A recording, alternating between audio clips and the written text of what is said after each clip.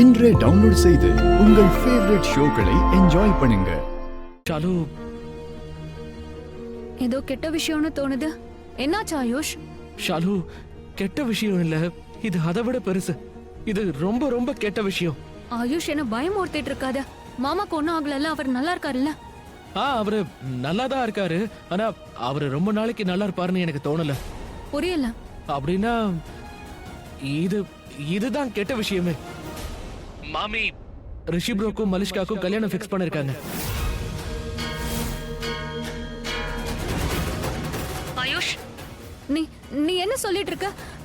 இல்ல, இதெல்லாம் நடக்கவே கூடாது.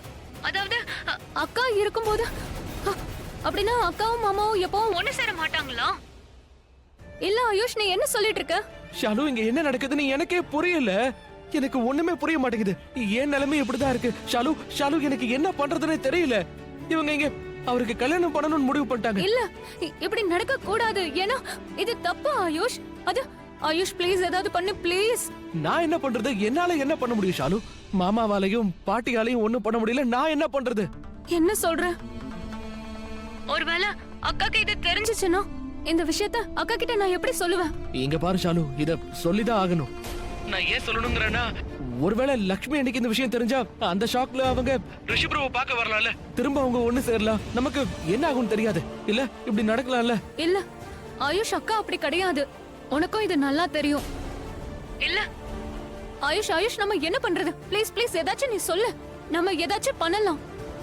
என்ன பண்றதுன்னு தெரிஞ்சிருந்தா நான் பண்ணிருப்பேன்ல ஷாலு. ஆயுஷ், எப்படி ஆயிடுச்சு லக்ஷ்மி? நீ என்னோட லைஃபை விட்டே போயிட்ட. இப்ப என் லைஃபே முடிச்சு போயிட்ட மாதிரி இருக்க. லைஃப்லெஸ் ஆயிட்ட. எங்க பார்த்தாலும் சோகம் மட்டும்தான் தெரியுது. ஒருவேளை நீ இங்க இருந்தனா என்னை எப்பவும் சோகமா இருந்திருக்க விட மாட்டேன். அதோட நான் சோகமா இருக்கும்போது நீ என்ன பண்ணுவ?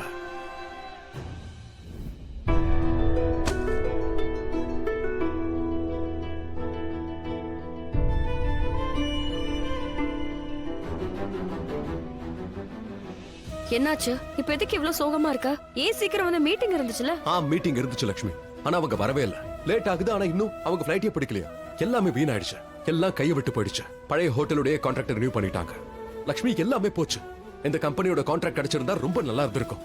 ஆனா ரிஷி, நீ தானே சொல்லுவ அது பிசினஸ்ல லாபம் நஷ்டம்னு இருக்கதான் செய்யணும். லக்ஷ்மி, இங்க விஷயம் லாபம் மட்டுமே இல்ல. நம்ம கம்பெனி ரெputation இருக்குல்ல. அவங்க லேட் ஆயிடுச்சுன்னு காரணம் சொல்றாங்க. ரிஷி, நீ இப்போ எதுக்காக இவ்ளோ யோசிக்கிற?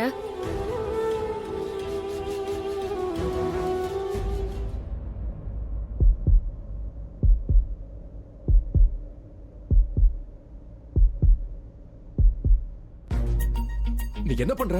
நீ இவ்ளோ டென்ஷன் பாரத்தை உன்னோட தலையில வச்சுக்கிட்டு இருக்க. அதனாலதான் என்னோட சாரியோட பாரத்தையும் வச்சுட்ட. என்ன? ஆமா, நீயே பாரு. கை கூட. நீ என்ன பண்ற லக்ஷ்மி? ரிஷி, நீ பார்க்க ரொம்ப கியூட்டா இருக்க. அப்படியே சாரி விக்கிறவ மாதிரி இருக்க. நானா? ஆமா, எங்க கிராமத்துக்கு சாரி விக்கிறவங்க வருவாங்க. நல்லா சத்தமா சாரி வாங்கிக்கோங்கன்னு கத்துவாங்க. அதே மாதிரி பாக்க இருக்க. சாரி விக்கிற மாதிரியே தெரியற. ஆமா, ஆனா ரொம்ப கியூட்டான சாரி விக்கிறவனா இருக்க. ஒரு நிமிஷம். அட நீ ப்ளீஸ் ப்ளீஸ் ப்ளீஸ் இரு, ஒரே ஒரு நிமிஷம்.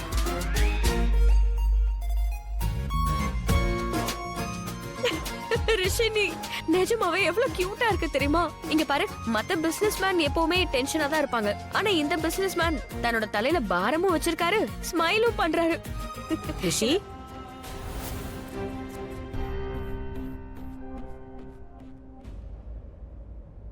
என்னாச்சு?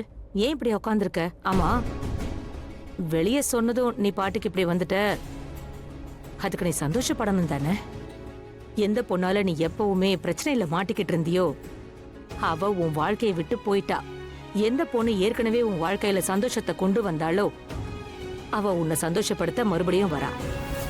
அவளை வரவேற்க நீ உன் கையை நீட்டணும். மலிஷ்காவை பத்தி சொல்லிட்டு இருக்கேன். மாம், இதெல்லாம் உங்களுக்கு ரொம்ப ஈஸியா இருக்குல்ல? லக்ஷ்மி கூட எனக்கு கல்யாணம் ஆயிருக்கு. டிவோர்ஸும் ஆயிடுச்சு இல்ல?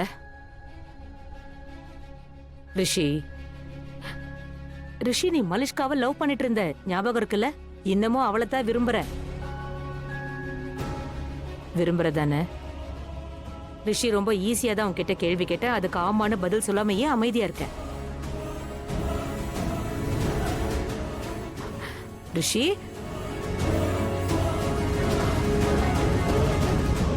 ஏன் அமைதியா இருக்க?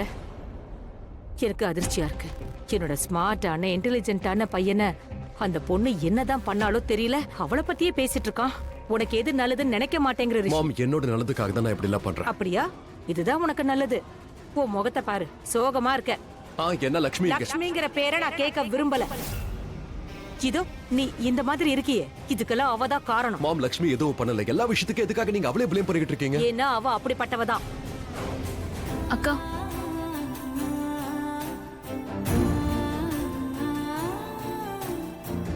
ஒன்னும் இல்ல, நீங்க ரொம்ப களைச்சு போயிருக்கீங்கல்ல, உள்ள வந்து தூங்கலாம்ல.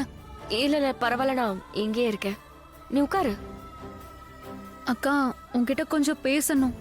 ஷாலு ப்ளீஸ், மறுபடியும் தயவு செஞ்சு நீ ஆரம்பிக்காத. இல்லக்கா, வேற ஒரு விஷயம் இருக்கு. என்ன விஷயம்? உட்காரு, வா இங்க வந்து உட்காரு. என்னாச்சு? ஆயுஷ் எனக்கு ஃபோன் பண்ணாங்கக்கா. எனக்காக ரொம்ப கஷ்டப்படுறேனா? ஷாலு, நீ அவன்கிட்ட நான் நல்லா இருக்கேன்னு சொல்லிட்டல. சொன்னேன்க்கா, ஆனா அவனும் என்கிட்ட ஒரு விஷயத்த சொன்னான்க்கா. என்ன? அது அவங்க வீட்ல ஒண்ணு நடந்துச்சாங்க்கா. என்னாச்சு ஷாலு? ஏதாவது பிரச்சனையா? ரிஷிக்கு எதுவும் ஆகலல? இல்ல இல்ல, மாமா நல்லாதான் இருக்காரு. நீலம் ஆண்டியும் கிரண் ஆண்டியும் மனிஷ்காவுக்கும் மாமாக்கும் கல்யாணம் முடிவு பண்ணிட்டாங்க.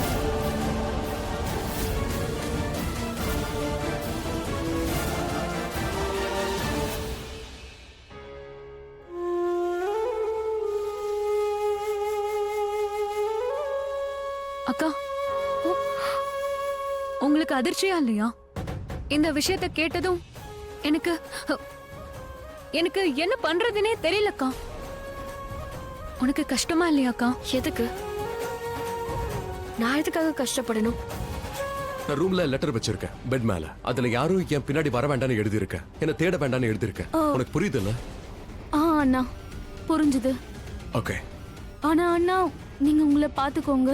அப்புறம் வீட்டுக்கு திரும்ப வரும்போது லக்ஷ்மி அண்ணியும் கூட்டிட்டு வந்துருங்க. பாய். ம்.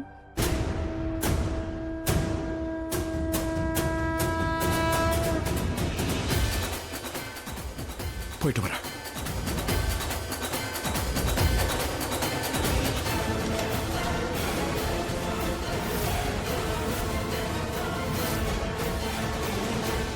எங்க போற ரிஷி? வீட்டை விட்டு போறியா? நீ அமைதியா இருக்கிறதே ப்ரூவ் பண்ணிடுச்சு. இந்த மாதிரி எல்லாம் நடந்துக்கன்னு லக்ஷ்மி தான் சொல்லி கொடுத்திருப்பா.